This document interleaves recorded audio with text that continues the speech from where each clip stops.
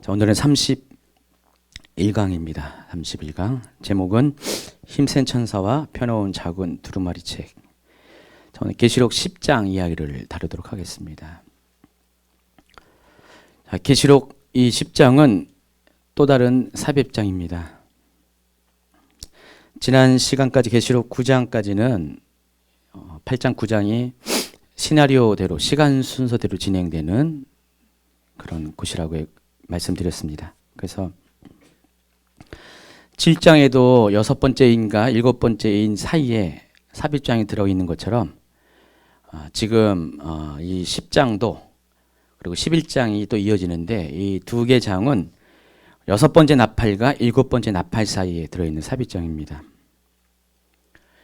계시록은 참 구조적으로 이렇게 어떤 규칙이 조금 있긴 있어요. 그래서 6번째와 7번째인 사이에 잠깐 삽입장이 들어가서 거기서 이제 이 땅에서의 하나님의 입맞은 백성들에 대한 이야기, 또 하나님 보좌, 천국에서 하나님 보좌에 있는 셀 수 없는 흰옷 입은 무리의 이야기가 쭉 나와 있고요.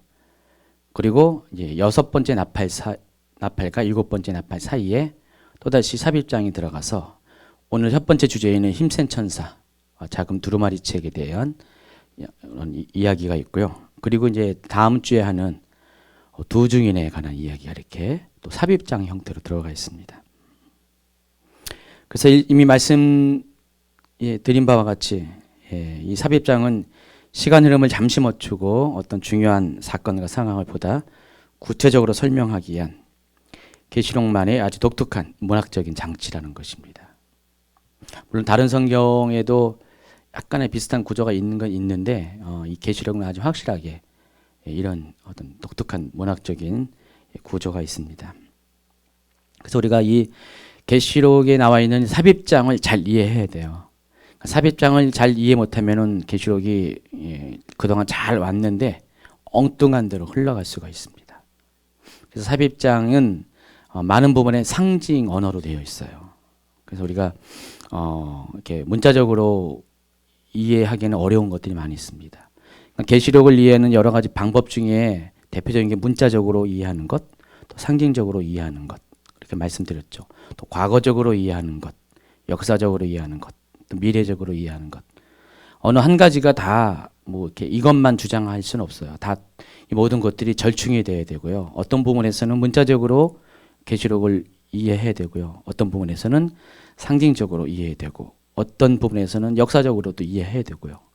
그리고 같은 역사지만은 이 역사가 나중에 미래의 일에 반복되어지기 때문에 미래적으로 이해해야 됩니다.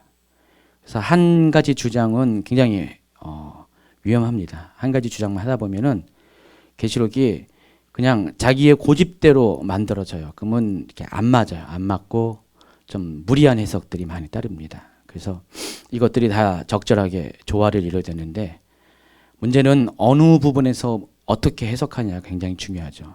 그걸 알아야지 좀 하죠. 이것은 아무래도 연구가 좀 필요한 것 같아요. 이런 부분에 대해서는 한 번에 바로 이해할 수 있는 부분은 아니고 연구가 필요하고, 어쨌든 여러분은 뭐 제가 먼저 연구를 해서 이렇게 이것을 풀어가고 있기 때문에 그나마 그 좀 방향과 어떤 지시들을 좀 이렇게 얻을 수 있는 좀 혜택은 있는 것 같습니다. 혼자 연구하면은 말 자체가 뭔 뜻인지도 모르는 것도 많고 해석조차도 좀 이상한 데로 갈 가능성이 많지만은 그래도 먼저 누군가가 이것을 먼저 앞에 가서 이렇게 연구하고 여러분이 따라가면서 이게 맞지 않으면 여러분 그냥 가감히 버리면 되고요. 맞으면 취하면 되는 겁니다. 그렇죠? 여러분 제가 이렇게 이게 설명드리는 거 다 동의하는 거 아니죠? 예. 동의해요? 예. 그렇군요. 난 100%다 동의하는 거 아닌 줄 알았는데 동의. 근데 제가 틀릴 수도 있어요. 그러니까 여러분 항상 제 말만 이렇게 믿지 마시고요. 여러분도 이렇게 말씀을 좀 참고해 보세요. 저거 정말 맞나? 그리고 궁금하시면은 저한테 또 물어보세요. 목사님, 이 부분이 이런 거 아닙니까? 그러면 제가 다시 한 번 더 연구해 가지고요. 틀리면은 수정을 합니다. 지난번에 계시록 7장에 관한 유대인에 관한 이야기를 하면서 어느 분이 카페에다가 글을 남겨주셨잖아요. 그래서 제가 정말 그 유대인이 혈통적으로 지금 그 아시케네즘 유대인과 세파레 유대인인데 이 두 유대인에 대해서 제가 이렇게 설명을 하면서 지금 현재 이 백인 계열의 유대인은 유대인이 아니다라고 힘주어 이제 얘기를 했었는데 이분이 이제 이의 제기를 했어요. 그래서 제가 좀 이렇게 더 이렇게 보고 이렇게 확인하고 연구해 보니까 그분 의견이 일리가 있었어요. 그래서 제가 그 부분을 또 반영해서 다음번 강의 때 그것들을 이렇게 수정을 했습니다. 그래요. 뭐 저도 뭐 제가 무슨 박사도 아니고 박박사도 아니고 아무것도 아닙니다. 그냥 먼저 좀 이렇게 먼저 이렇게 연구하는 건데 저도 뭐 있는 정보를 가지고 좀 분석을 하고 좀 이렇게 정리를 하는 것뿐입니다. 물론 하나님께 주시는 어떤 계시적인 것들도 있어요. 근데 저는 계시적인 것들을 이렇게 썩 믿지 않습니다. 왜냐하면 틀릴 수가 있기 때문에 그냥 존중하게 받아들이면서 좀 이렇게 어떤 이런 모든 것들을 다 조율을 통해서 어떤 합리적이고 성경적인 대답을 저도 이제 향해 나아가고 있습니다. 그래서 저는 제 이야기가 다 100% 맞다. 저조차도 이렇게 말하지 않고요. 그렇다고 해서 어떤 분의 이야기가 다 맞다. 그것도 아니고요. 그냥 다 맞는 게 있고 틀린 게 있다. 그런 것들을 다 인정합니다. 다른 성경과는 달리 계시록은 길이 워낙 많기 때문에 다양하기 때문에 그럴 수밖에 없다는 것입니다. 그래서 한 가지 자기 주장만 옳다고 생각하시는 분은 여러분 이제 분별의 팁을 드린다면은 그런 분도 조심하셔야 돼요. 정말 내 주장만 옳다고 계시록 특별히 계시록에 관해서 내 주장만 100%다 말씀하시는 분 아주 힘있게 말씀하신 분 있잖아요. 힘주어서 이연사 이렇게 하시는 분 있잖아요. 그런 분들은 좀 이렇게 여러분이 좀 이렇게 생각을 해보셔야 돼요. 왜냐하면 틀리면은 그냥 도매금에 넘어갑니다. 이번에도 꼭 계시록은 아니지만은 어떤 마지막과 연관돼서 작년 12월 때 한참 이렇게 했잖아요. 너무 힘주어 얘기했잖아요. 눈물을 흘리면서 얘기했잖아요. 이거는 100% 맞다고 얘기했잖아요. 근데 틀렸잖아요. 틀렸고 아까 차에서 오면서 얘기했는데 최은혜 목사님이 잠깐 뭘 딱 봤어요. 내일 모레 그것이 알고 싶다. SBS 그 부분을 다룬대요. 11시 5분.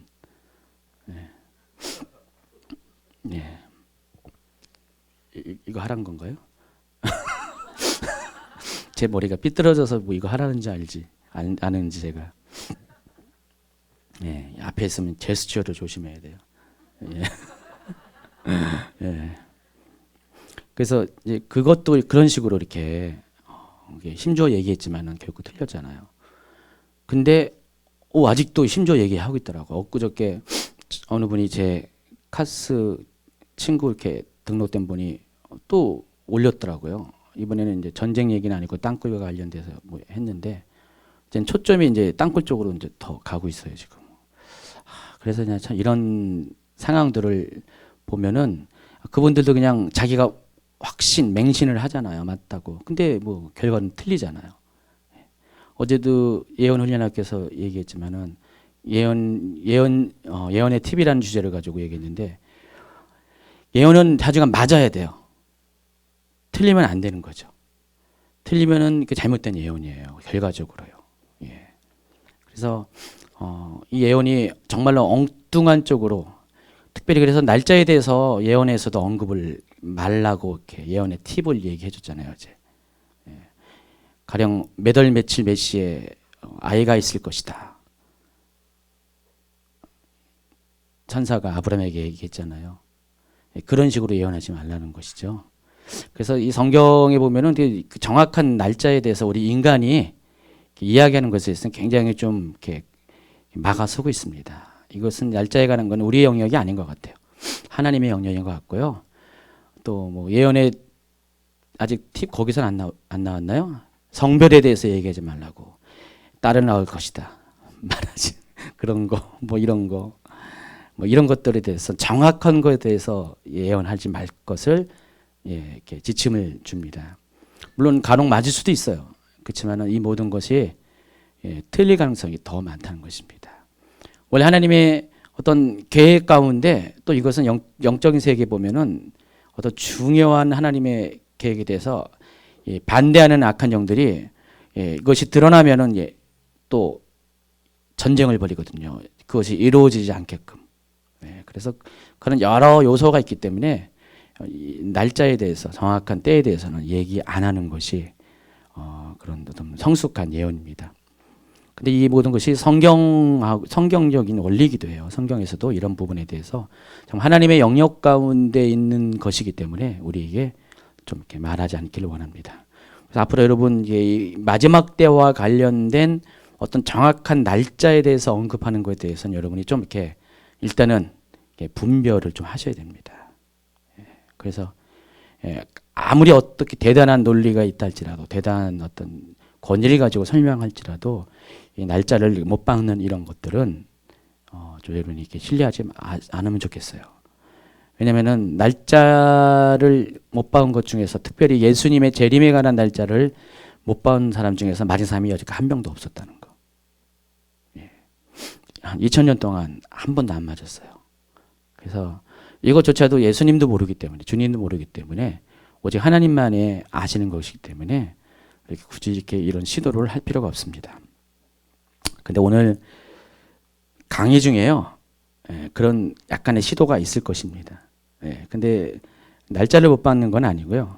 어떤 이 계시록 안에서의 어떤 힌트, 비밀이 좀 있습니다. 그래서 그걸 좀 오늘 약간 후반부에 좀 다루게 될 것입니다. 자, 계시록 10장은 이렇게 삽입장으로 시작됩니다. 그래서 한번 계시록 10장을 같이 읽도록 하겠습니다. 성경 준비되셨으면은 한번 10장 1절부터 11절까지 같이 읽도록 하겠습니다. 준비됐나요? 주일학교 나온 분들은 이해하실 거고, 주일학교 얼반하신 분들은 뭔 말인지. 자, 같이 읽도록 하겠습니다. 내가 또 보니 힘센 다른 천사가 구름을 입고 하늘에서 내려오는데 그 머리 위에 무지개가 있고 그 얼굴은 해 같고 그 발은 불기둥 같으며 그 손에는 펴놓은 작은 두루마리를 들고 그 오른발은 바다를 밟고 왼발은 땅을 밟고 사자가 부르짖는 것 같이 큰 소리로 외치니 그가 외칠 때 일곱 의뢰가 그 소리를 내어 말하더라. 일곱 의뢰가 말을 할 때 내가 기록하려고 하다가 곧 들으니 하늘에서 소리가 나서 말하기를 일곱 의뢰가 말한 것을 임봉하고 기록하지 말라 하더라. 내가 본 바 바다와 땅을 밟고 서 있는 천사가 하늘을 향하여 오른손을 들고 세세토록 살아계시니 곧 하늘과 그 가운데 있는 물건이며 땅과 그 가운데 있는 물건이며 바다와 그 가운데 있는 물건을 창조하신 이를 가리켜 맹세하여 이르되 지체하지 아니하니니 일곱째 천사가 소리내는 날 그의 나팔을 불려고 할 때 하나님이 그의 종 선지자들에게 전하신 복음과 같이 하나님의 그 비밀이 이루어지리라 하더라. 하늘에서 나서 내게 들리던 음성이 또 내게 말하여 이르되 내가 가서 바다와 땅을 밟고 서 있는 천사의 손에 펴놓은 두루마리를 가지라 하기로 내가 천사에게 나아가 작은 두루마리를 달라 한즉 천사가 이르되 갖다 먹어버리라. 내 입에는 쓰나 내 입에는 꿀같이 달리라 하거늘 내가 천사의 손에서 작은 두루마리를 갖다 먹어버리니 내 입에는 꿀같이 다나 먹은 후에 내 배에서는 쓰게 되더라. 그가 내게 말하기를 내가 많은 백성과 나라와 방언과 임금에게 다시 예언하여라 하리라 하더라. 아멘. 자, 여섯 번째 나팔 재앙이 끝난 후 요한은 하늘에서 한 천사가 내려온 것을 봤습니다. 그 천사가 어떤 천사인가? 바로 이 그림에 있는 이렇게 생긴 천사입니다. 보셨습니까? 참 감사하게 제가 안 그려도 이렇게 미리 그려놓은 분들이 있어가지고요. 이 그림을 잘 보시면은요, 힘센 천사의 모습이 바로 나와 있죠. 힘센 천사가 구름을 입고, 구름을 입었다고 했습니다. 그 허리 이런 데 보면은 구름이 쫙 있잖아요. 구름으로 옷을 입었다는 겁니다. 그리고 머리에는 뭐가 있어요? 무지개가 있고, 얼굴은 해 같고, 그 발은 불기둥 같고. 근데 오른발은 어디를 밟고 있어요? 바다를 밟고 있잖아요, 그림에. 왼발은 땅을 밟고 서 있다 그랬습니다. 이게 이제 힘센 천사의 모습입니다.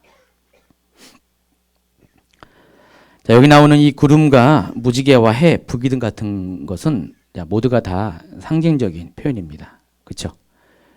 사람이 어떻게 무슨 무지개를 입고 있어요? 이고 있어요. 불기둥, 해, 구름 이런 것들은 어떤 자연적인 상태에 있는 그런 건데, 그런데 이것을 제 입장에서는 굳이 이것을 상징으로 볼 필요는 없어요. 그러니까 사도 요한이 어쨌든 이 힘센 천사의 모습을 봤는데 힘센 천사의 모습이 뭐 정확하게 구름인지 정확하게 무지개인지 해인지 불기둥인지 모르지만은 이런 모습으로 감수한 형태를 가지고 있었다는 것이죠. 그러니까 사도 요한은 자기가 이해할 수 있고 표현할 수 있는 언어를 가지고 이렇게 표현한 겁니다.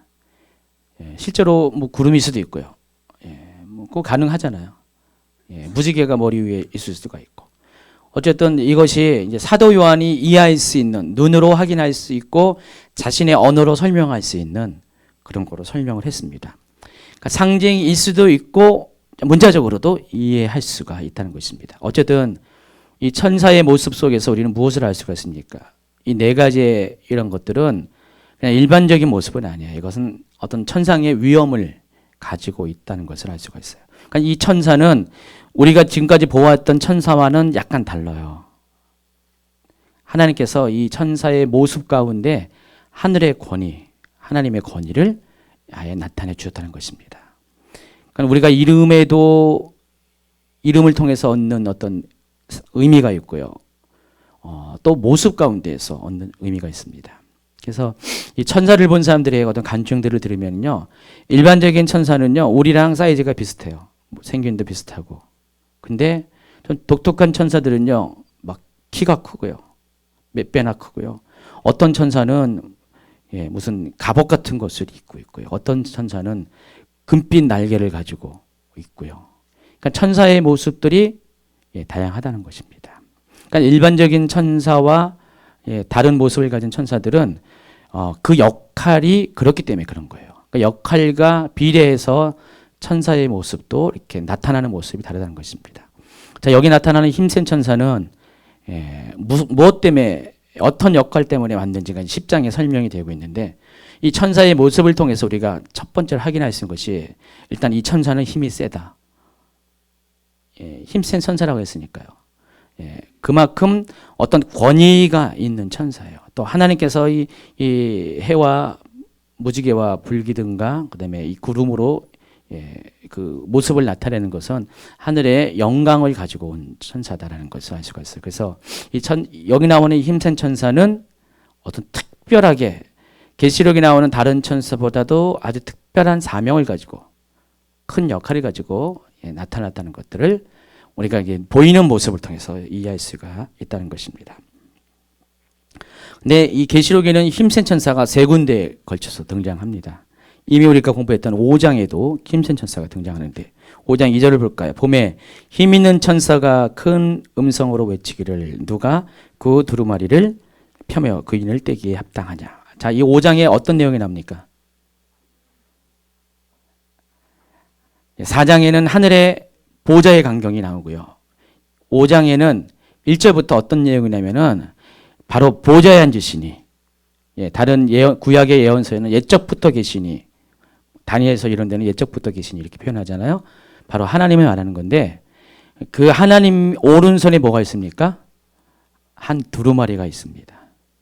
두루마리가 있는데 그 장면이 이제 5장에 나와 있습니다.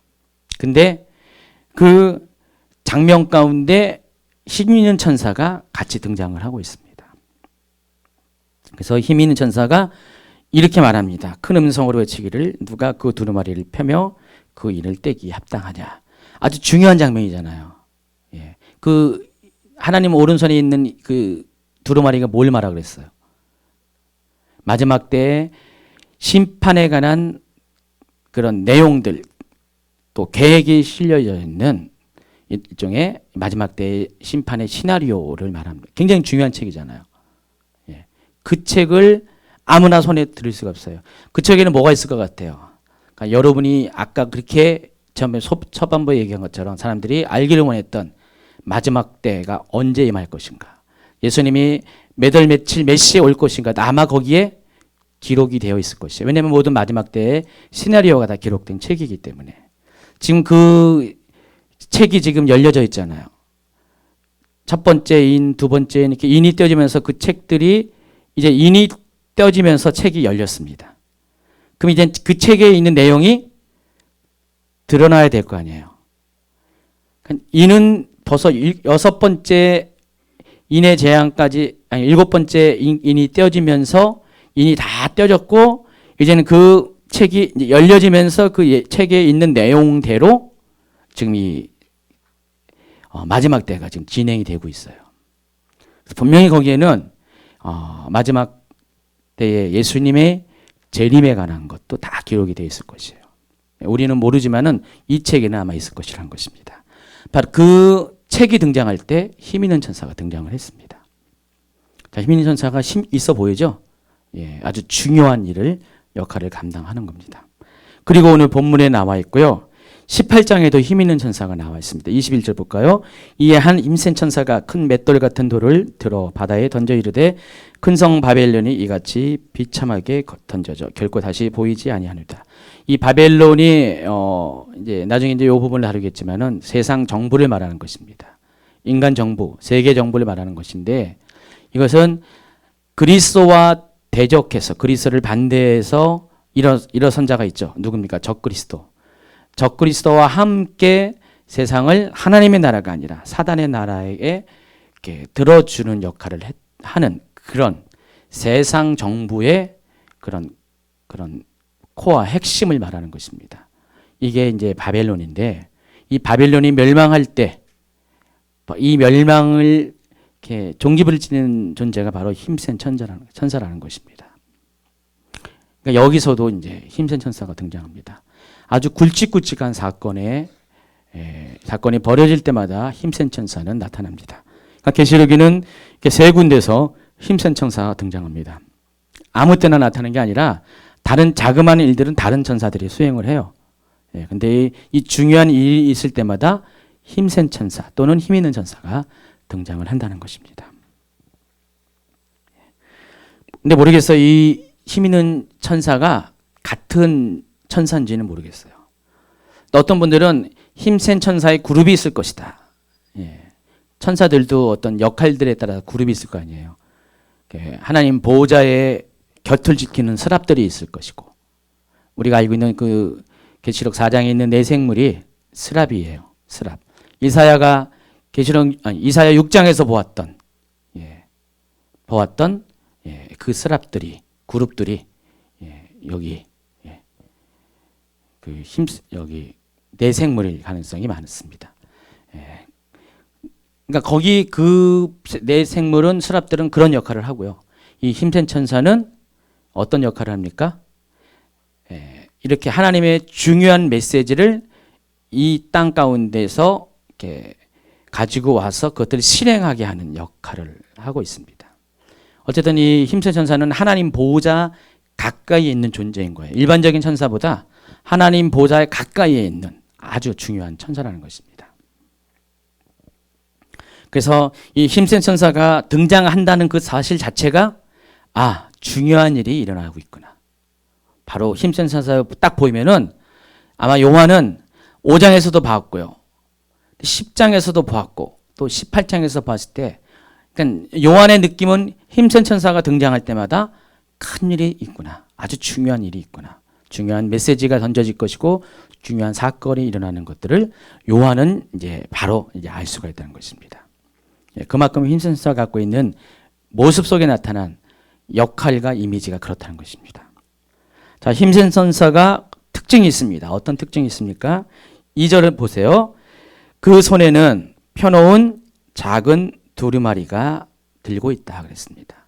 그러니까 힘센 천사의 특징은, 외모는 아까처럼 설명한 것처럼 무지개와 구름과 해와 불 등으로 이렇게 외모가 있다면은, 그 외모 중에서 독특한 모습이 하나가 있는데, 손에 뭐가 들고 있다고요? 두루마리. 근데 이 두루마리가 어떤 두루마리입니까? 펴놓은 두루마리라고 있습니다. 뒤에 보면은 이 펴놓은 두루마리를 가리켜서 작은 책이라고 또 설명을 합니다. 그래서 이 손에 펴놓은 두루마리를 들고 있는 특징이 있다는 것입니다. 자, 그런데 이게 계시록 5장에 등장하는 힘센 천사가 등장하는 장면하고도 비교해 보면요, 거기도 똑같아요. 거기도 두루마리가 있어요. 그러니까 힘센 천사가 5장 계시록 5장에 비교하면은 힘센 천사가 등장할 때도 두루마리가 있었고 여기 10장에서도 두루마리가 있었다는 것입니다. 근데 우리가 그 5장에 나와 있는 두루마리는 무엇인지 우리는 이미 알고 있어요. 어떤 건지 다 아까 설명했잖아요. 그럼 10장에 나와 있는 이 두루마리 책은 어떤 성경책인가? 좀 그걸 아셔야 된다는 것입니다.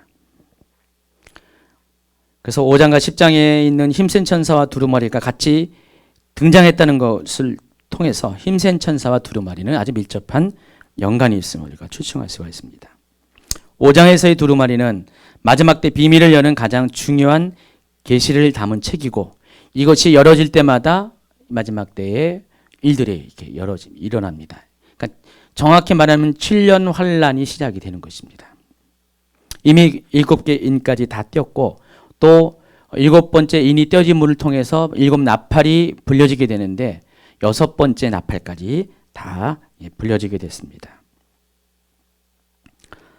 자, 그런데 오늘 본문에 보면은 이 두루마리 책과 오늘 여기 나와 있는 두루마리 책과 관련돼서 사도 요한의 사명이 결정이 됩니다. 8절과 9절, 10절, 11절 한번 읽어보도록 하겠습니다. 같이 있습니다. 시작. 하늘에서 내게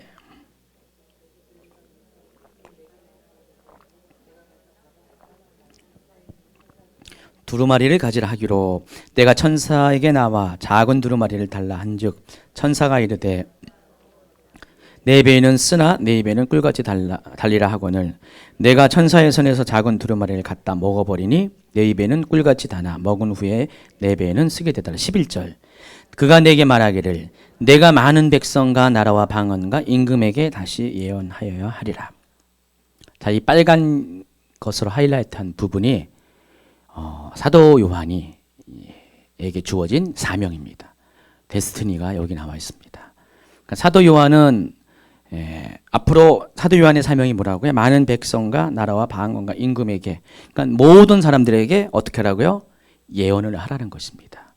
근데 예언을 하기 위해서 어떻게 해야 됩니까? 이 두루마리 책을 먹어버리라는 것이죠.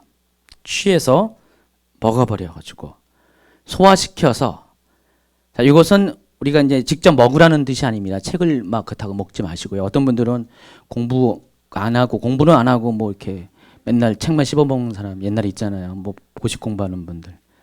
예, 자매님 그랬어요? 성령자매? 안 그랬어요? 예. 옛날에 고시 공부하는 분 있잖아요. 뭐 다 외웠다고 막 씹어 먹는데 그렇게 먹으라는 게 아니라 이것은 어떤 의미적인 것입니다. 그러니까 소화시키라는 것입니다. 이 책에 쓰여진 내용들을 다 이해하라는 것이죠. 이해한 다음에 그걸 가지고 그 내용을 가지고 예언을 하라는 것입니다. 이게 사도 요한에게 주어진 사명이에요. 그러니까 사도 요한의 사명이 바로 이때 정해진 거예요. 그러니까 이전까지의 사도 요한의 사명이 아직 없었어요. 그냥 이것을 목격한 바로서 이것을 설명하는 것이었는데 사도 요한에게 이제는 내가 할 일이 뭔가 일을 정해졌습니다. 바로 이것이 이 두루마리와 관련됐다는 것입니다. 두루마리 책을 먹고 그 소화된 그 것을 가지고 전하는 것이 사도 요한의 사명이라는 것입니다. 그렇다면 이 두루마리 책은 굉장히 중요한 내용이라는 것입니다. 그렇죠? 사도 요한의 사명과 직결되어 있기 때문에 그러니까 사도 요한은 이 두루마리에 있는 내용을 가지고 전하는 사명을 가졌다는 것입니다. 우리가 사도 요한의 특별히 계시록에서의 사도 요한의 메시지 여기 사명이 뭡니까? 마지막 때를 전하는 자잖아요. 그럼 이 내용이 어떤 내용이 있을 것이라고 생각해요? 논리적으로 당연히 이 내용은 마지막 때에 대한 이야기를 적고 있다는 것을 알 수가 있어요. 뭐 여기까지 뭐 이해하는데 무리가 없죠? 예. 자, 이와 같이 계시록에서의 힘센 천사는 하나님의 중요한 계시가 풀어질 때 지금 374페이지로 넘어간 것을 아십니까? 예. 중요한 역할을 가진 천사라는 것. 그래서 힘센 천사가 나올 때마다 여러분이 굉장히 긴장하셔야 돼요. 또 나왔네. 또 나왔네. 예. 그래서 오늘은 뭔 일이 있을까? 예. 그래서 이 힘센 천사가 등장하는 계시록 5장, 10장, 18장 모두는 마지막 때 심판과 관련된 중요한 사건이 펼쳐지는 부분이라는 것. 자, 힘센 천사가 전한 말, 네 번째. 10장 3절에 보니까 이렇게 나와 있습니다. 사자가 부르짖는 것 같이 큰 소리로 외치니 그가 외칠 때 일곱 우레가 그 소리를 내어 말하더라. 여기서 이제 앞에 힘센 천사가 이제 생략이 된 거죠. 그러니까 힘센 천사가 어떻게 부르짖었다고요? 사자처럼 부르짖었습니다. 사자를 보고 우리가 보통 뭐라 그러죠? 포효, 예, 포효한다고 그러죠. 예, 포효한다는 게 뭡니까? 그냥 우렁차게 그냥 예, 하는 겁니다. 그래서 이 힘센 천사도 지금 말을 예, 그렇게 외쳤어요. 그런데 외칠 때 뭐라고 했습니까? 우레가 소리를 발했다 그랬습니다. 근데 우리의 우레에 대해서 여러분 이미 29강 강의에서 제가 설명을 해드렸는데 전전 강의죠. 자, 우레는 언제 등장합니까? 볼까요? 8장 5절. 천사가 향로를 가지고 제단에 불을 담아다가 땅의 소돔에 우레와 음성과 번개와 지진이 나더라 그랬습니다. 그리고 11장 19절에도 이에 하늘에 있는 하나님의 성전이 열리니 성전 안에 하나님의 언약궤가 보이며 또 번개와 음성과 우레와 지진과 큰 우박이 있더라. 제가 이거 설명하면서 어떻게 설명했냐면은 하나님의 임재가 있을 때 하나님이 임하실 때의 사인이 몇 가지가 있다 그랬어요. 예, 하나님이 임할 때 예, 우레가 울리고요. 음성이 있고 번개가 치고요. 막 지진이 일어나고 또 예, 큰 우박까지 막 떨어지는 그런 일이 있다 그랬습니다. 그러니까 하나님은 예, 위험이 있는 분이잖아요. 그 하나님의 위험을 나타낼 때 예, 이렇게 예, 표현을 하고 있습니다. 이게 실제적으로 이것은 상징이라기보다도 하나님의 임재가 있는 곳에 이런 일이 그냥 있다는 것입니다. 그러니까 하나님이 계시는 곳에 갑자기 그냥 번쩍번쩍 예, 번개가 펑치고 그냥 천둥이 뻥뻥 치고요. 막 땅이 울리고 막 우박이 떨어지고 막 우레가 막 일어나고. 혹시 천국 다녀오신 분 있으세요? 예, 무사히 잘 다녀오신 분 계세요? 예. 혹시 이런 거 못 봤어요? 예. 그러면 아마 이분은 하나님 보좌 가까이 못 간 분인 것 같아요. 계시록에 보니까 하나님 보좌에 가까이 가면은 이런 현상이 있더라고요. 그러니까 아마 하나님 보좌 가까이가 아니라 좀 쭉 떨어져 가지고 거기서 아마 예수님 만나고 뭐 무슨 성경에 먼저 간 인물들 만나고 천사를 안내해 가지고 뭐 그냥 하나님 보좌 중심까지는 여러분 이렇게 못 간 것 같아요. 하나님 중심 보좌에 가면은 사도 요한이 말한 이러한 것이 예, 반드시 있다는 것이죠. 그래서 우리는 하나님의 임재와 관련된 그런 현상입니다. 자, 그런데 힘센 천사가 예, 마치 사자가 우르릉된 것처럼 표현을 했을 때 곧이어서 우레가 울렸습니다. 근데 여기 숫자적으로 일곱이라고 했잖아요. 일곱이라는 숫자는 완전수라고 했죠. 이것은 또 하나님과 관련된 거예요. 그래서 지금 이 힘센 천사가 말을 할 때, 큰 소리를 외칠 때 이 힘센 천사의 배경에는 뒤에는 뭐가 있습니까? 하나님의 임재가, 권위가 있다는 것입니다. 지금 힘센 천사는 하나님의 임재를 갖고 내려온 거예요. 지금 아주 중요한 것이기 때문에 하나님 오른손에 붙들려 있는, 들고 있는 그 마지막 때의 심판에 관한 두루마리가 있을 때도 등장했던 힘센 천사가 이번에도 또 다른 책이 있는데 그 책의 정체는 좀 이따 설명을 하겠지만은 예.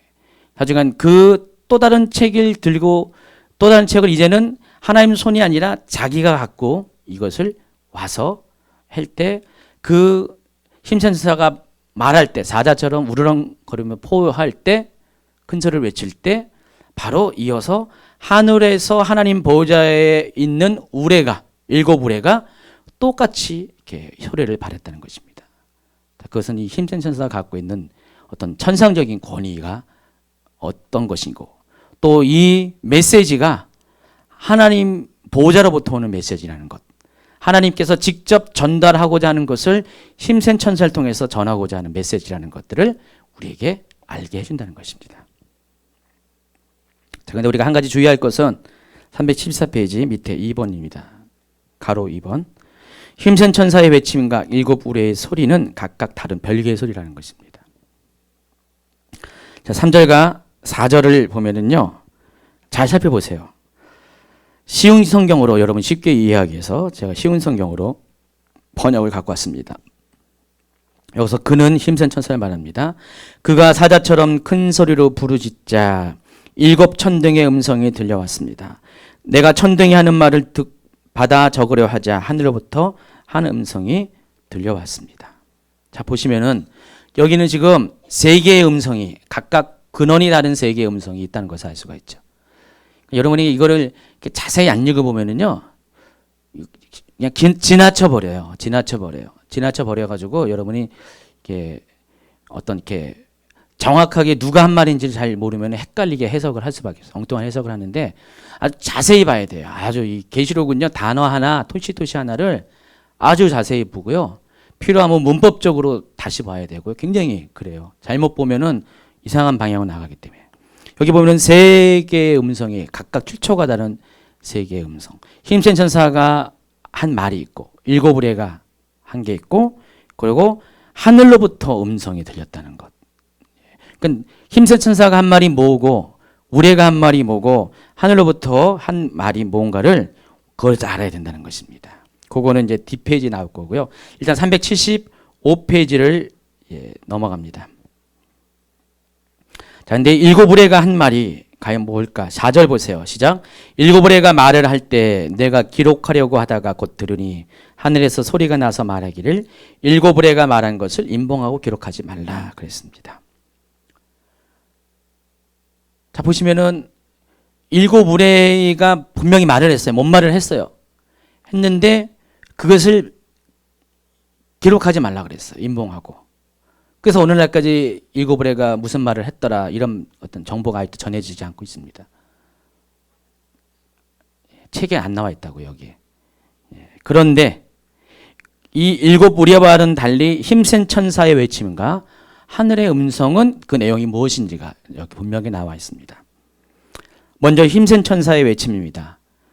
5절입니다. 내가 본 바 바다와 땅을 밟고 서 있는 힘센 천사가 하늘을 향하여 오른손을 들고, 시작. 6절을 킹제임스 성경으로 한번 읽도록 하겠습니다. 시작. 하늘과 그 안에 있는 것들과 땅과 그 안에 있는 것들과 바다와 그 안에 있는 것들을 창조하신 영원 무궁토록 살아계신 그분을 두고 맹세하기를, 빨간 것 시작. 더 이상 지체하지 않을 것이라. 자, 지금 뭐라고 그랬어요? 힘센 천사가 뭐라고 했어요? 더 이상 지체하지 않을 것이다. 그걸 전하러 왔다는 것이죠. 그렇게 놓고 그 더 이상 지체하지 않을 것이라는 그 내용, 무엇을 지체하지 않을 것인가, 그 내용이 7절에 나와 있습니다. 이번엔 개역개정으로 읽도록 하겠습니다. 시작. 일곱째 천사가 소리되는 날 그의 나팔을 불려고 할 때 하나님이 그의 중 선지자들에게 전하신 본과 같이 하나님의 그 비밀이 이루어지리라. 자, 이것이 지체되지 않을 것이다. 힘센 천사가 한 말이에요. 그러니까 힘센 천사가 지금 오른손을 들었어요. 하늘을 향해서. 자, 힘센 천사는 이 책을 어디 손에 들고 있을까요? 그럼요. 왼손이죠. 왼손에 손을 들고. 뭐 이게 뭐 중요하냐? 뭐 중요할 수도 아닐 수도 있겠죠. 자주간. 왼손에 들고 지금 오른손으로 지금 딱 하면서 외치고 있어요. 외치고 있으면서 뭐라고 말했어요? 더 이상 지체하지 않을 것을 바로 일곱째 천사가 소리내는 날, 그러니까 그의 나팔을 불려고 할 때, 다시 말해서 마지막 일곱 번째 나팔이 불려질 때 하나님께서 그의 종 선지자들에게 전하신 복음과 같이 하나님의 그 비밀이 이루어지리라, 이렇게 말씀을 했다는 것입니다. 바로 이것이 힘센 천사가 말하는데, 다른 번역으로 보면은요 7절을 두 가지 번역을 한번 보도록 하겠습니다. 킹제임스 성경으로 밑에 보세요. 같이 읽도록 하겠습니다. 일곱 천사가 소리를 내는 날에는 그가 나팔을 불게 되리니 그때 하나님의 신비가 그분께서 자기의 종들인 선지자들에게 선포하신 것과 같이 이루어질 것이다. 쉬운 성경으로 일곱 번째 천사가 나팔을 부는 날 하나님의 비밀스러운 계획은 이루어질 것이다. 이 계획은 하나님께서 그의 종들과 예언자들을 통해서 이미 말씀하신 것이다. 좀 더 여러분이 이해가 더 쉬워지죠.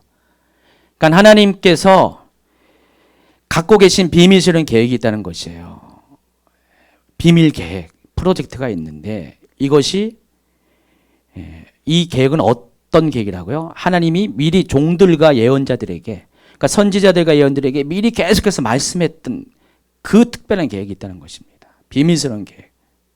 이것이 마지막 7나팔이 불려질 때 이루어질 것이고 이 일을 지체하지 않을 것이다. 더 이상 시간을 끄지 않을 것이다. 곧 이 일이 이루어질 것이다. 그러니까 예언적 용어에서의 그 곧은 아니고 이것은 지체하지 않기 때문에 바로 이루어질 것이다. 그 얘기를 하고 있다는 것입니다. 잠깐 건너뛰어서요. 이 내용은 이제 뒤에 가서 이제 설명을 할 겁니다. 미리 얘기하면 안 되고요. 비밀이니까. 이번에는 이제 하늘의 소리를 들어볼까요? 8절. 아직 안 넘겼어요. 375페이지 맨 밑에. 하늘의 소리. 같이 읽도록 하겠습니다. 하늘에서 나서 내게 들리던 음성이 또 내게 말하여 이르되 내가 가서 바다와 땅을 밟고 서 있는 천사의 손에 펴 있는 두루마리를 가지라 하기로. 또 이런 말을 하늘의 소리, 하늘에서 음성이 내렸어요. 근데 이 음성을 듣고 이번에는 다시 힘센 천사가 그 하늘의 음성을 가지고 그럼 교재 없으신가요? 교재 없는 분 손 들어보세요. 교재 없는 분 다 있어요? 예. 지금 이제 교재대로 해야 돼요, 여러분. 그냥 듣고만 하면 이해하면은 좀 이렇게 그래요. 10장 9절 같이 들어가겠습니다. 내가 천사에게 나아가 작은 두루마리를 달라 한즉 천사가 이르되 갖다 먹어버리라. 내 배에는 쓰나 내 입에는 꿀같이 달이라. 뭐라고 했어요? 다시 한번 정리하면은요. 7 우레가 있는데 7 우레는 그러니까 힘센 천사가 큰 소리를 외칠 때 이 힘센 천사가 외치자마자 7 우레가 그냥 막 소리를 말했습니다. 근데 7 우레가 무슨 말을 했는데 그 말은 비밀이라는 거죠. 기록하지 말라고, 임봉하라고, 말하지 말라고 해놓고 이번에 힘센 천사의 이야기를 하는데 힘센 천사가 뭐라고 7절 8절에 지체하지 않을 것이다. 하나님께서 마지막 7번째 천사가 나팔을 불려고 할 바로 그때 그동안 하나님의 종들과 예언자들을 통해서 선지자를 통해서 계속해서 말씀했던 하나님의 그 비밀스러운 계획이 이루어질 것이다. 그렇게 얘기했고 곧바로 하늘에서 그 얘기를 하자마자 하늘에서 음성이 소리 나서 얘기하기를 힘센 천사의 손에 펴놓인 두루마리를 가지라고 했습니다. 누구한테? 요한에게.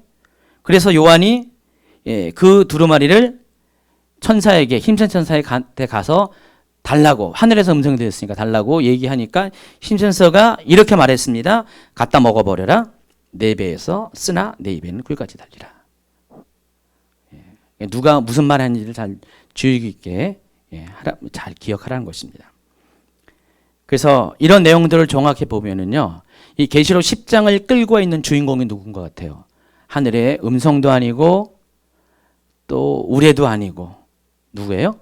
힘센 천사가 지금 주인공이에요. 힘센 천사는 아주 이 10장에서 아주 중요한 메시지를 하나님부터 가지고 내려와서 그 메시지를 지금 전하는 주도적인 역할을 하고 있고요.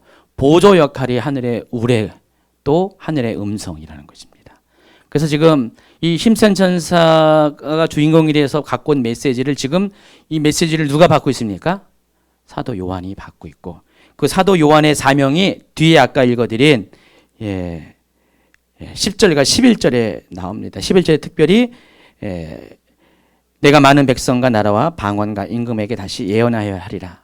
이것이 이 펴놓은 작은 두루마리를 취한 사람 사도 요한이 이제는 그걸 취한 결과 가진 사명이 된다는 것입니다. 자, 그래서 이것을 이제 그림으로 이제 제가 376페이지 밑에 보면은 자, 구분을 해놨습니다. 이해하시겠죠? 힘센 천사가 중심에 있고요. 7 우레가 외치고 하늘의 소리가 있고 힘센 천사가 외치는 게 있죠. 자, 그런데 7 우레는 비공개, 하늘의 소리는 공개, 그리고 힘센 천사도 공개. 그래서 그 내용들이 여기 이렇게 딱딱 적혀 있습니다. 한눈에 보면 딱 이해하시겠죠. 예. 여러분은 이제 제가 지금 이렇게 설명해서 아주 쉽게 하지만은 제가 이걸 이렇게 강의 이번 주에 만드느라고 아주 애썼습니다. 이것을 물론 이렇게 뭔 내용이냐 아는데 이것을 여러분에게 이해할 수 있게끔 정리를 하려니까 아주 화요일 날은 아침부터 저녁까지 일어나자부터 밤 그냥 하루 온종일 씨름을 했어요. 이것을 이렇게 했다 저렇게 했다 저렇게 했다 그냥 편집을 그냥 이렇게 했다 저렇게 했다. 가지고 나중에 이제 정리를 했더니 이제 좀 이렇게 여러분이 이해할 수 있게끔 편하게 됐습니다. 377페이지 두 번째 주제. 그러면 이제 오늘 힘센 천사도 중요한 존재고 또 더 중요한 것이 그 두루마리 자체가 중요한 거잖아요. 지금 핵심은 힘센 천사가 그것 때문에 왔잖아요.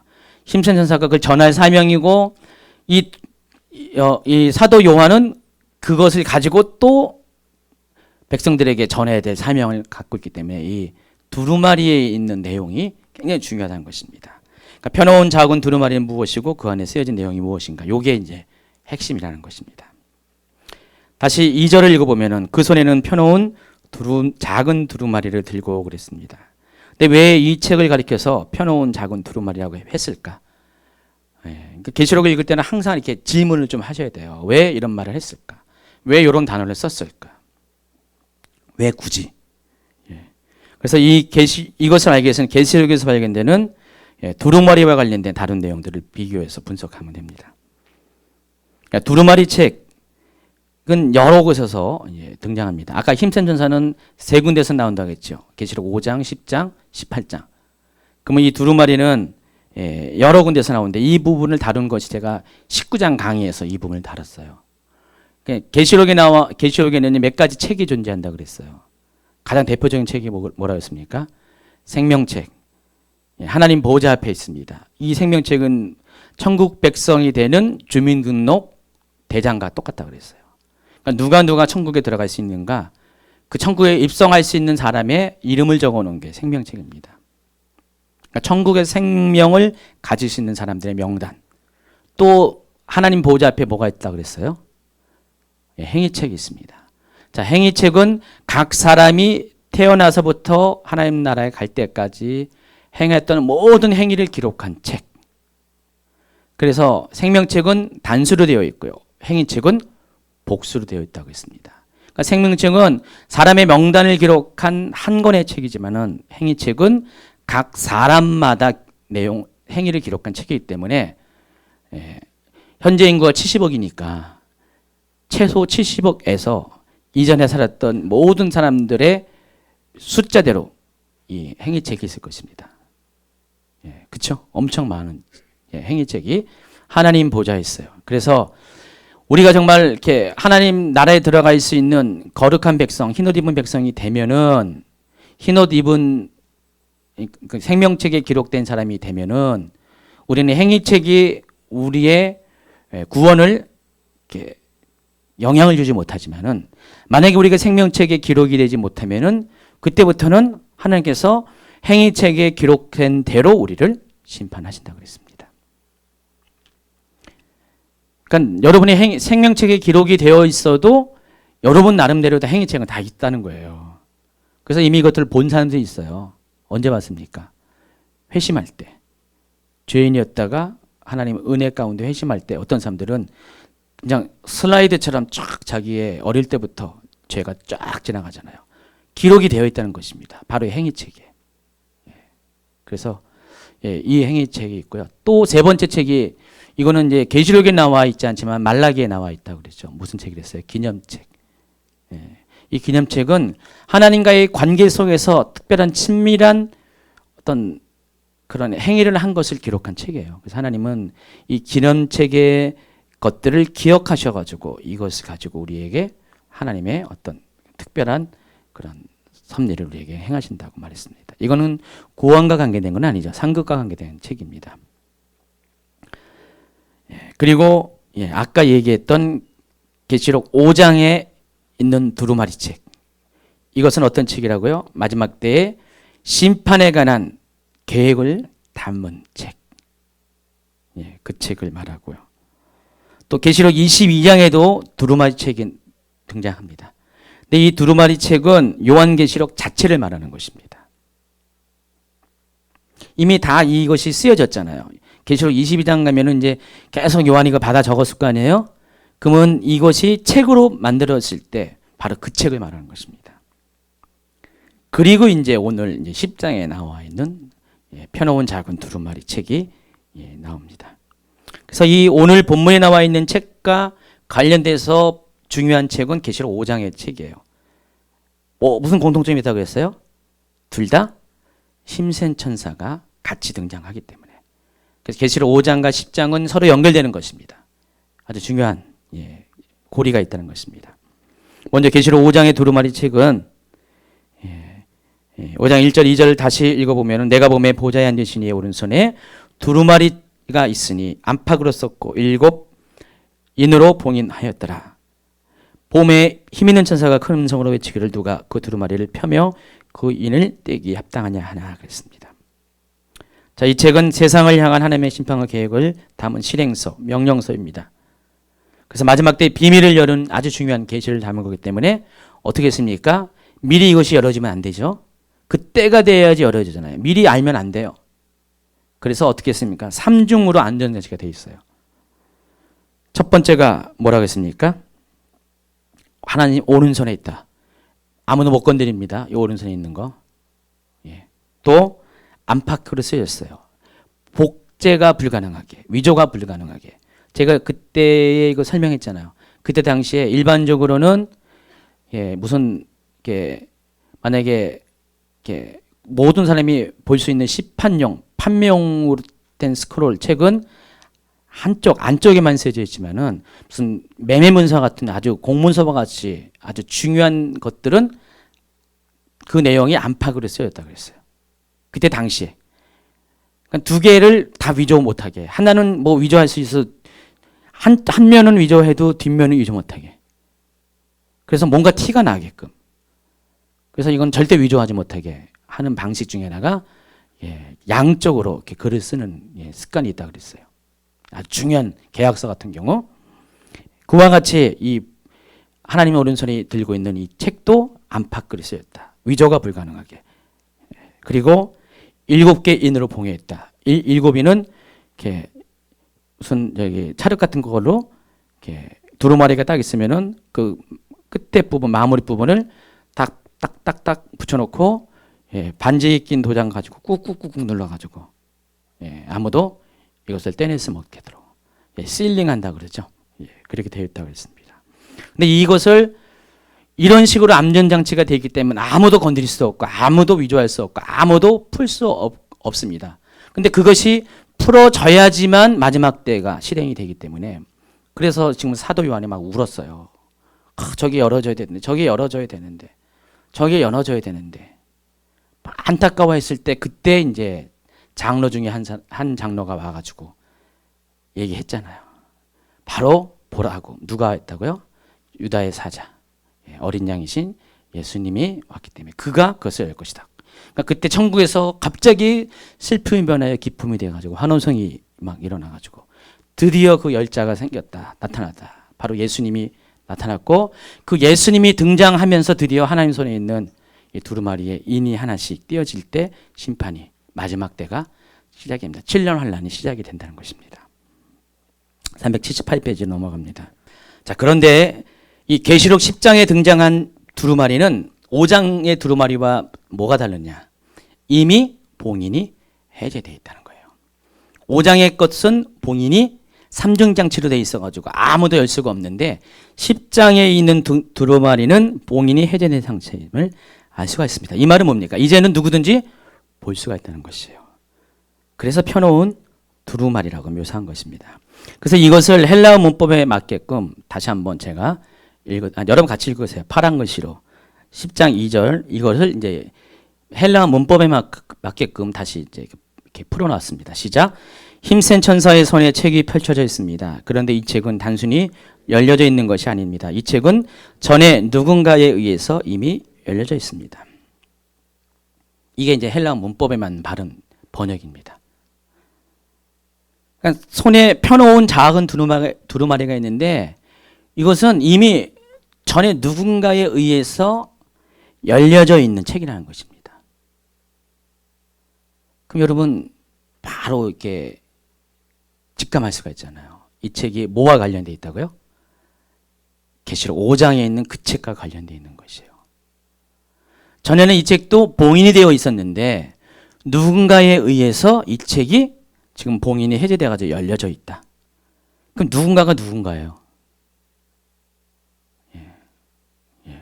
그럴 수가 있다는 거죠. 예수님이 수가 있다는 것이죠. 그럼 이 책은 계시록 5장에서 말한 그 책과 연장선에 있을 수가 있다는 것입니다. 그렇다고 100% 그 책이다 제가 말하는 것도 아니에요. 하는 가능성을 말하는 것이에요. 어쨌든 계시록 10장의 책은 5장의 책과 비교해서 뭐가 다르냐면은 이제는 누구든지 그 책의 내용을 볼 수가 있다. 더 이상 비밀이 아니다. 공개되어야 될 어떤 특별한 내용이 있다는 것입니다. 근데 뒤에 보면은 그것을 먹고 소화하고 나서 그걸 가지고 다시 예언하리라는 11절에 사도 요한의 사명이 있는 걸 보면은 뭡니까? 그리고 또 7절, 8절에 더 이상 지체하지 아니라 마지막 7번째 나팔에 불려질 때 그것이 하나님의 그 비밀스러운 계획이 드러나리라 라고 하는 것을 보게 되면은 이 책의 내용도 역시 마찬가지로 마지막 때에 대한 이야기가 실려져 있고, 근데 이 책은 5장에서는 아무도 봐서는 안 되고 봉인되는 것인데 이제 이미 이것이 누군가에 의해서 어쩌면 예수님에 의해서 이것이 열려져 가지고 이제는 누구든지 볼 수 있는 것이고, 이 보게 된 것을 이제 사도 요한이 소화해서 전하는 사명을 주어졌다면은 이 역시 마지막 때 심판에 관한 내용이 실려져 있는 책이라는 것을 우리가 충분히 이해할 수가 있어요. 그러니까 반드시 5장에 있는 그 책이다 라고는 말할 수 없지만은 그 책일 수도 있다는 것입니다.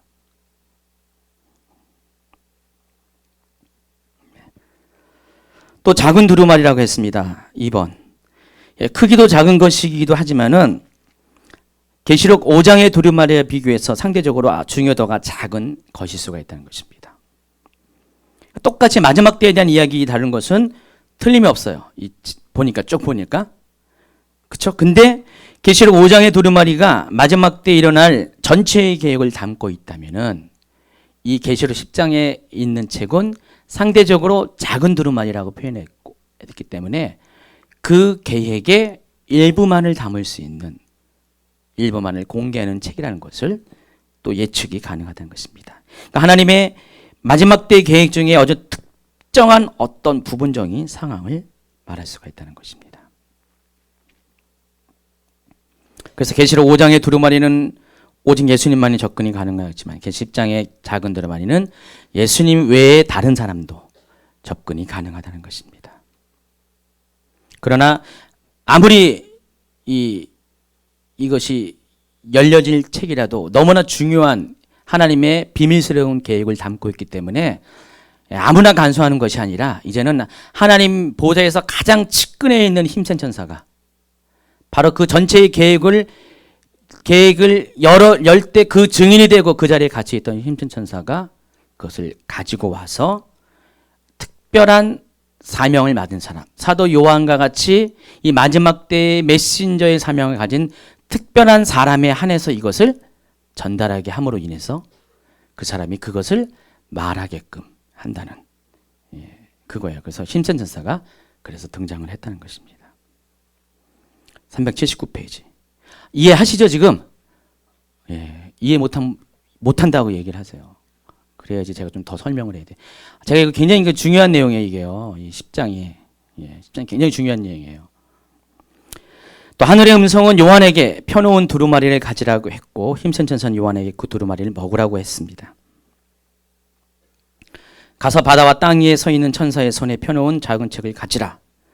9절에서는 그가 나에게 말하기를 집어서 먹어버리라. 내 배에는 쓰겠지만 내 입에는 꿀처럼 달 것이다 라고 했습니다. 이 말이 어떤 의미냐? 이 두루마리의 특징은 먹을 때는 씁니다. 그러나 배에는 쓰겠지만 입에서는 달 것이다라고 말합니다. 그래서 이 작은 두루마리의 성격이 어떤 것인지를 알 수가 있어요. 여러분 쓴맛을 아십니까? 쓴맛을 보여주겠습니다. 쓴맛은 바로 심판에 관한 얘기예요. 자, 단맛은 뭔 것 같아요? 바로 구원에 관한 얘기입니다. 제3강, 이 엔타임 제3강에 보면 여호와의 날에 대해서 제가 설명했어요. 여호와의 날은 양날의 검과 똑같다 그랬어요. 양면성이 있다 그랬어요. 어떤 사람에게는 여호와의 날은 심판의 날이지만 어떤 사람에게는 구원의 날이라 그랬어요. 그러니까 이 책의 내용도 마찬가지. 어떤 사람에게는 심판의 내용, 어떤 사람에게는 구원의 내용이라는 것입니다. 그래서 먹을 때는 꿀처럼 달 것이지만, 왜냐하면 구원에 관한 메시지를 갖고 있지만, 그러나 속에 들어가면 알고 보면은 그것은 이 세상에 대한 심판이에요.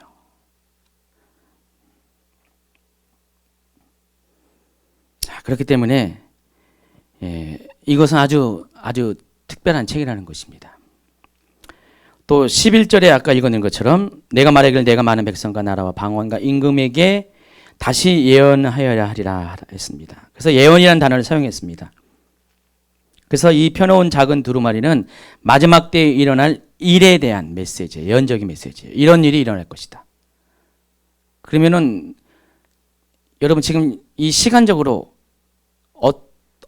지금 이 침센사가 어느 사건 다음에 내려왔습니까? 6번째 나팔이 불려진 다음에 6번째 재앙이 일어난 후에 일이 바로 이루어진 것이에요. 그러면 어떻게 돼요? 곧바로 이 일이 일어난 다음에 일어날 일에 대한 예언을 말하는 것이에요. 그리고 7절에서 8절인가요? 7절에서 일곱 천사가 소리내는 날 그의 나팔을 불려고 할 때 하나님의 그의 종 선지자들에게 전하신 복음과 같이 하나님의 그 비밀이 이루어지리라. 쉬운 성경에서는 하나님의 그 비밀시는 계획이 이루어지리라. 지금 그러면 이 책은 뭐 어떤 책이에요? 바로 그것을 적었고 사도 요한은 바로 그 내용을 예언을 해야 된다는 것입니다. 그래서 마지막 때는요, 성도들에게 반드시 성도들에게 공개될 중요한 메시지가 있어요. 근데 이 중요한 메시지는 언제 열려집니까?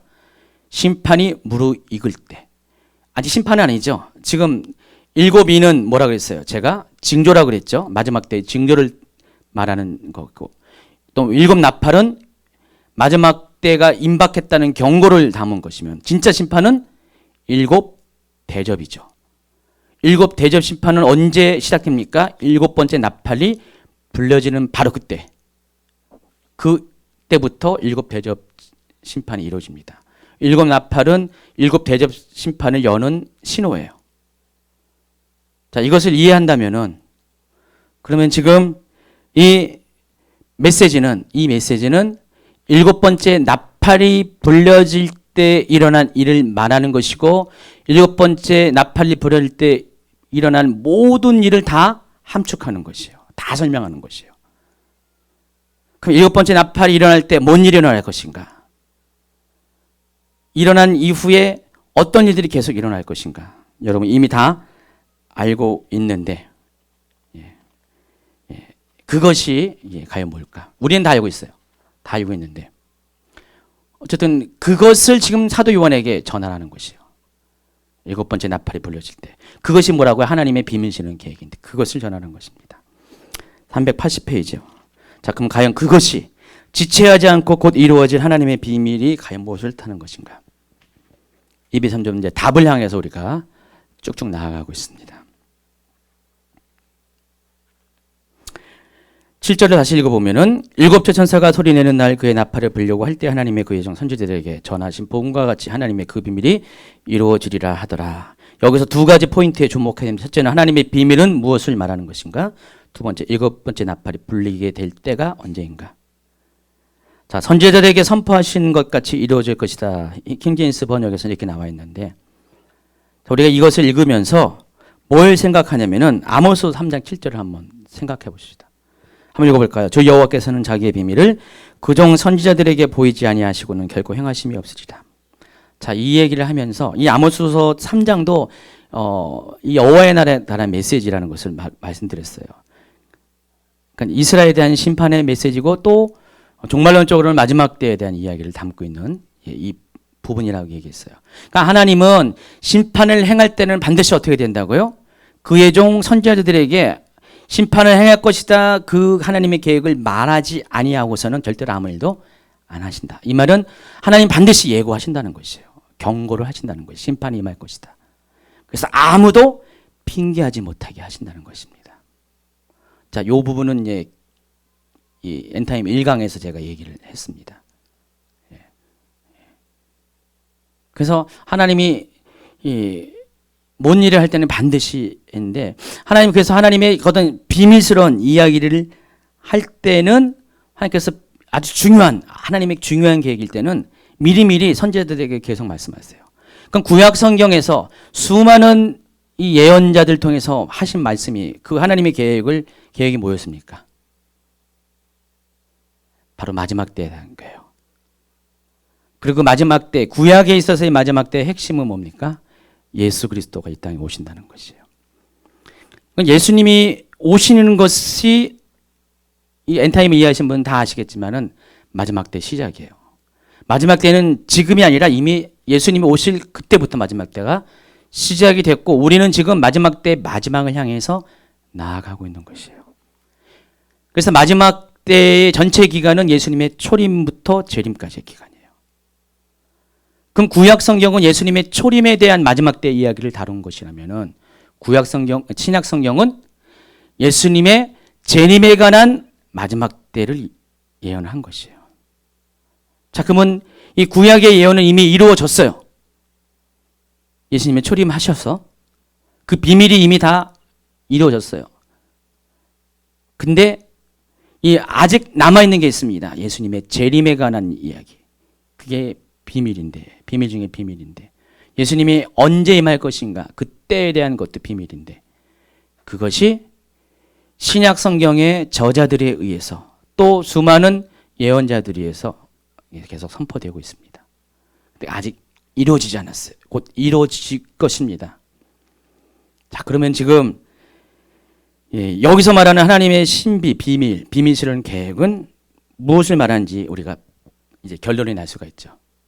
예수님의 재림에 관한 이야기입니다.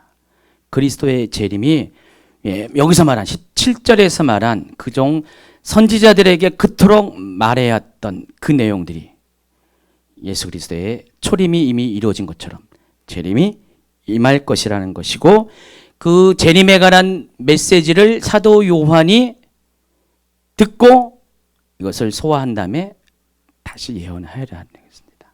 그럼 이 열려진 작은 두루마리에는 바로 그것이 적혀 있는 것이에요. 그러니까 하나님은 전체의 계획 중에서 특별히 이 부분이 집중돼 가지고 하이라이트가 돼 가지고 이 부분을 특화시켜 가지고 이 부분을 다룬 책이 바로 펴놓은 작은 두루마리라는 것입니다. 이미 앞에 모든 것들은 다 이미 이루어졌잖아요. 7인이 쭉쭉 떠지고 6 나팔까지 하시면서 이 5장에 있는 두루마리의 내용들이 이미 다 공개되고 있었어요. 그럼 펴놓은 작은 두루마리는 그거에 비해서 상대적으로 작은 것이고 동일한 힘센 천사가 가지고 내려온 거고 이미 누군가에 의해서 이미 열려져 있는 책. 그래서 그 내용을 지금 힘센 천사는 사도 요한에게 전하고 있습니다. 그리고 그때가 언제 일어난 이것이 언제 비밀이 열려진다고요? 마지막 나팔이 불려질 때. 그래서 이 펴놓은 작은 두루마리는 그리스도의 재림에 관한 이야기라는 것입니다. 성경은 나팔 소리와 함께 여호와의 날이 시작되는 정보들을 여러 곳에 보여줍니다. 스가랴서 9장 14절 381페이지 이제 2페이지밖에 안 남았습니다. 여호와께서 그들 위에 나타나서 그들의 화살을 번개같이 쏘아내실 것이며 주 여호와께서 나팔을 불게 하시며 남방 회오리바람을 타고 가실 것이다. 뭔가 좀 비슷하죠? 나팔을 불 때 여호와께서 남방 회오리바람을 타고 가실 것이다. 이것은 진짜 마지막 때에 대한 이야기를 묘사하고 있는 것입니다. 또 요에서 2장 1절 시온에서 나팔을 불며 나의 거룩한 산에서 경고의 소리를 질러 이 땅 주민들을 다 떨게 할지니 이는 여호와의 날이 이르게 됨이라.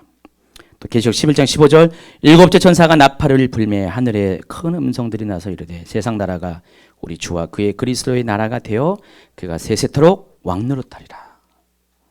자, 예수님께서 이 땅에 재림하셔가지고 왕노릇하는 그것을 지금 예언을 하고 있습니다. 특별히 11장 15절은 그리스도 이상의 세상에 왕노릇하기 위해서는 마지막 나팔 소리가 함께 임하신다는 것을 분명히 말씀하고 있습니다.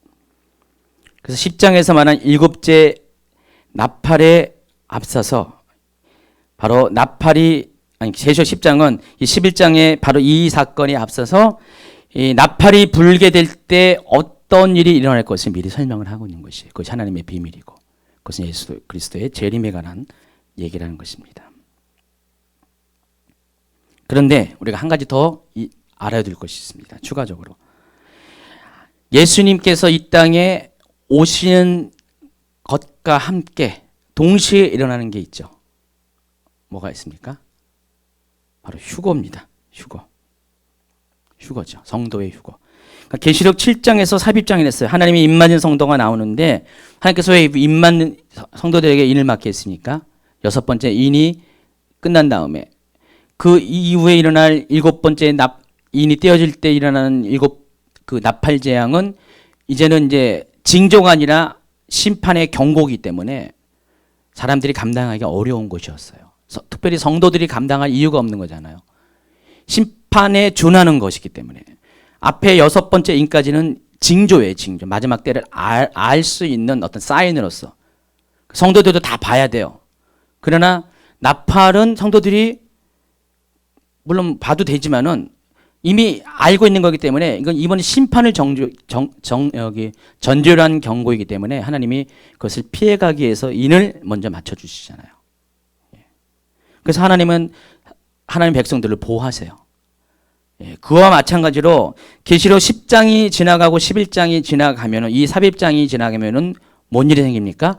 일곱 나팔이 울리게 되기 때문에 그러면은 일곱 대접 재앙이 시작되기 때문에 하나님이 본격적인 심판에 앞서서 백성들을 또 보호하셔야 됩니다.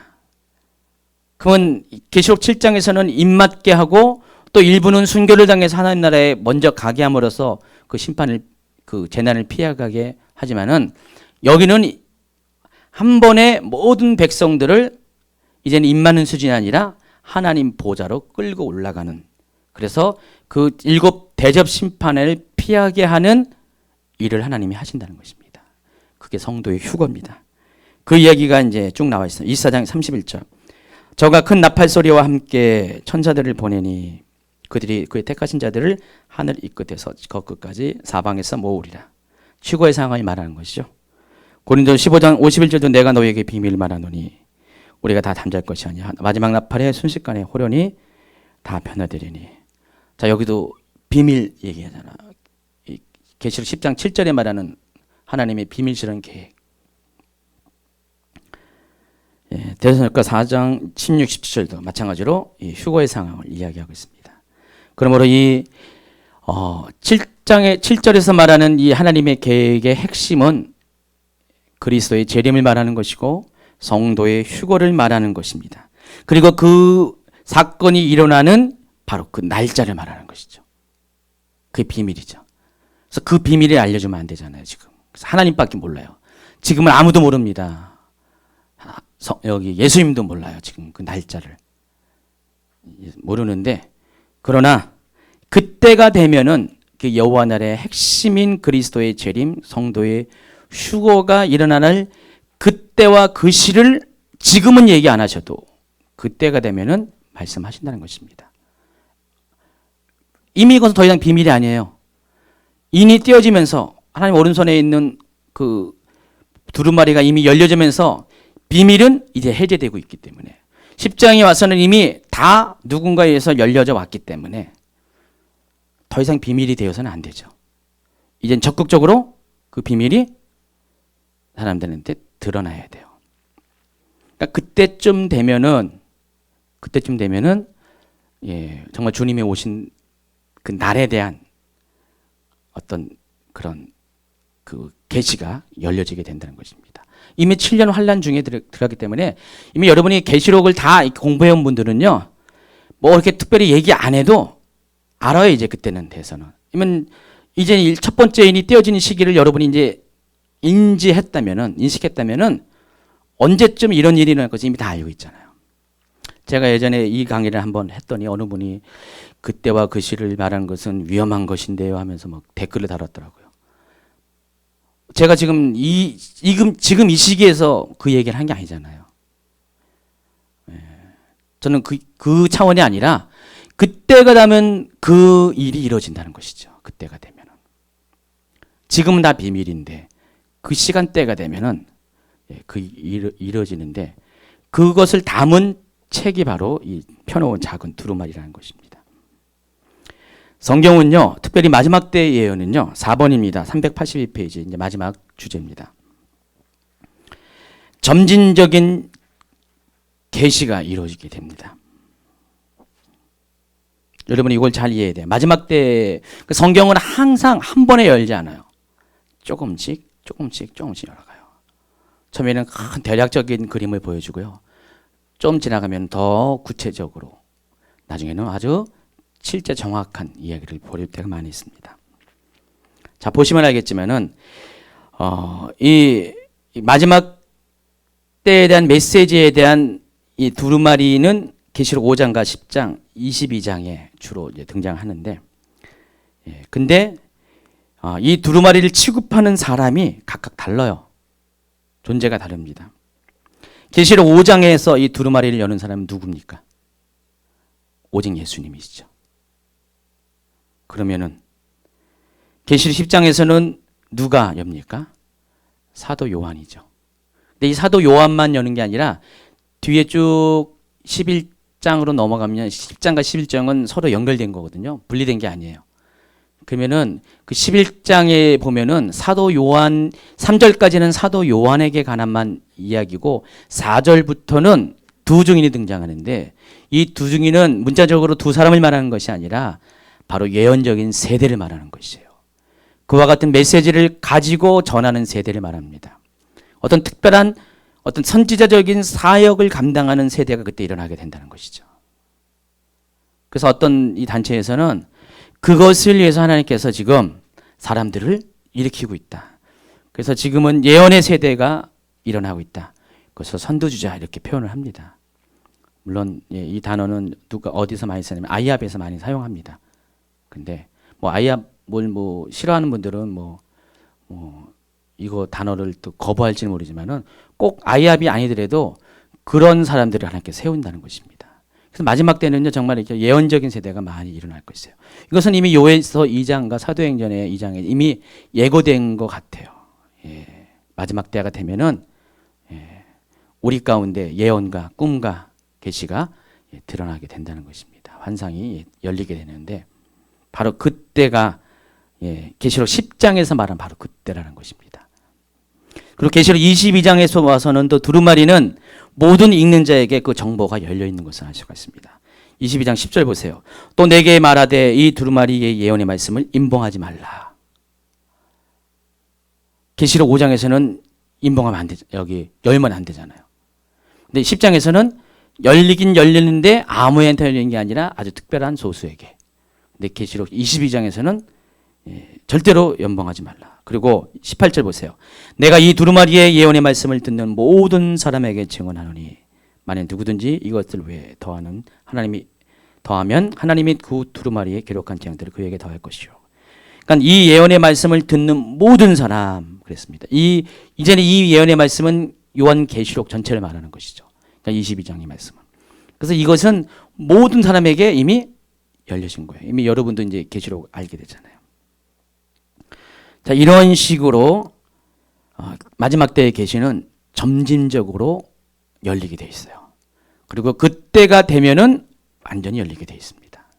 아직은 비밀이지만은 시간 지나면서 이 비밀이 해제가 되면서 마지막 때가 무르익고 마지막 때가 진행되고 있는 그 타이밍이 되면 하나님은 아주 중요한 비밀스러운 계획마저도 모두에게 공개되는 그런 시대가 오게 된다는 것입니다. 그래서 요한계시록의 계시는 그때 가서 완성이 될 것이에요.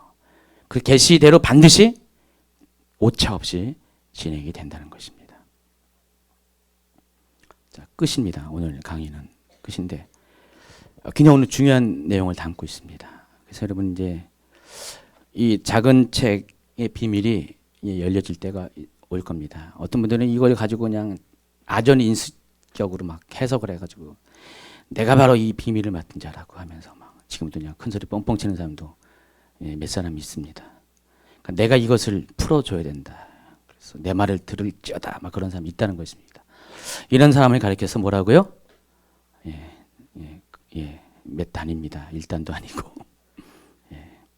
그래서 하나님이 아직은 요 시기까지는 오게 하지 않았어요. 요 시기는 이제 환란의 때가 진입할 때 하나님께서 이것을 열어 주실 것입니다. 그래서 그 역할을 하는 사람들이 첫째는 이제 사도 요한 때는 사도 요한일 것이고요. 그리고 이제 역사적으로 그리고 이제 미래적으로 보면은 하나님께서 두 증인의 사역을 하는 사람들을 일으켜 줄 것이고 그 두 증인의 사역이 있기 전에 소위 말하는 선두주와 같은 그런 사람들을 지금부터 일으켜주고 계십니다. 그래서 앞으로는 점점 이 예언이 막 풀어질 거예요. 계시가 막 풀어질 것입니다. 그리고 이 마지막 때에 대한 이야기들이 점점 많은 정보들이 이제 넘쳐납니다. 네, 잘 분별하셔야 됩니다. 아직은 때와 시기에 대해서 말하는 것은 아직은 아닙니다. 어떤 사람이 말해도 여러분 속지 마세요.